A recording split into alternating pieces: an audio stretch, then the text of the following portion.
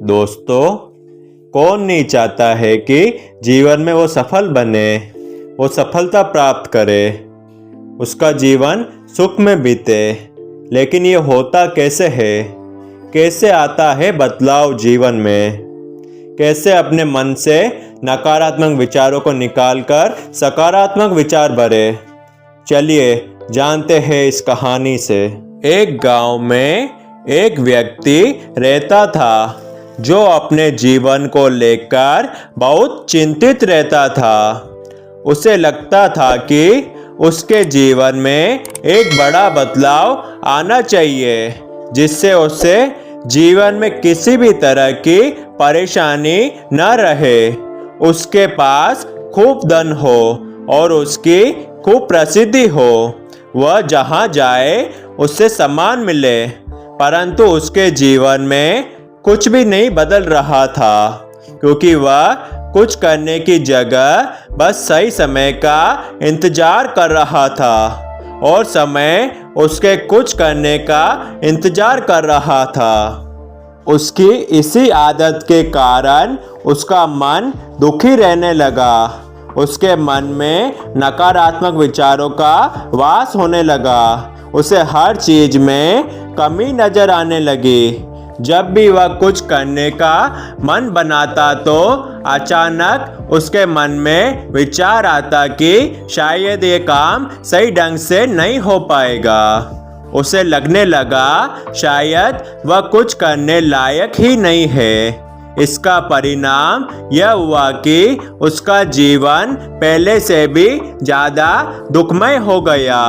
उसे समझ नहीं आ रहा था कि वह इस परिस्थिति से कैसे बाहर निकले, कैसे वह कोई ऐसा काम करे जिसमें वह सफल हो सके। दिन बीतते जा रहे थे, लेकिन उसे अपनी इस समस्या का कोई समाधान नहीं मिल रहा था।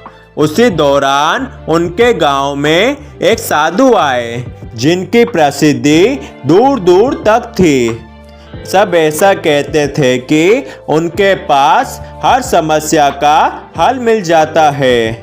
जब उस व्यक्ति ने यह सुना कि साधु उनके गांव में आया है तो वह बिना कुछ सोचे समझे अपनी समस्या लेकर तुरंत उनसे मिलने चला गया।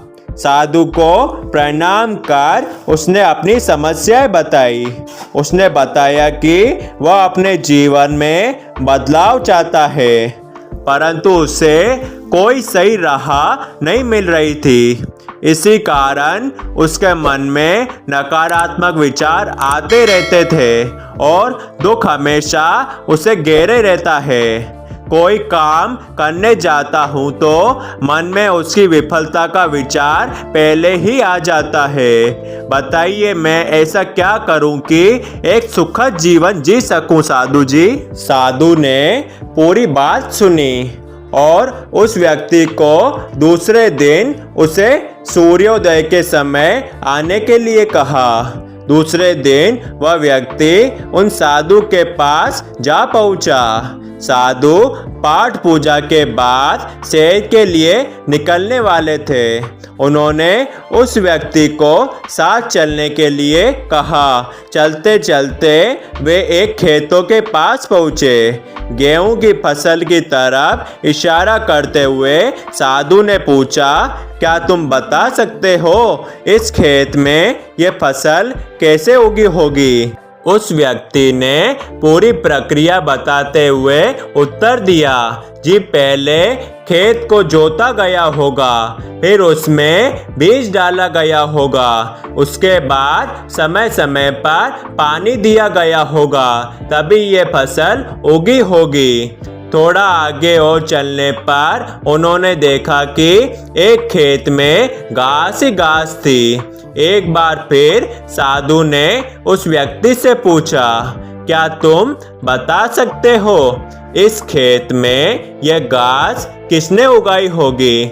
उस व्यक्ति ने एक बार फिर से साधु के प्रश्न का उत्तर दिया, महाराज, घास कौन उगाता है?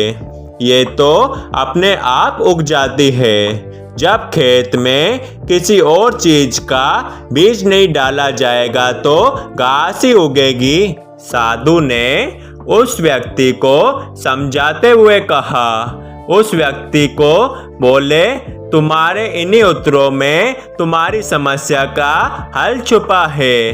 मानव मन भी एक खेत की तरह ही होता है। इसमें तुम जो भी बीज डालोगे तुम्हें वही फसल मिलेगी।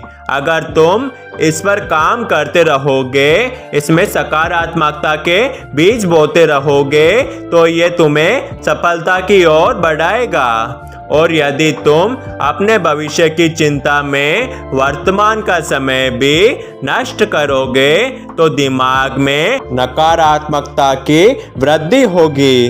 बदलाव तब भी संभव है जब हम व्यर्थ की चिंता को छोड़कर और सही समय की प्रतीक्षा न करते हुए अपने वर्तमान में ही वो करें जो हमें करना है।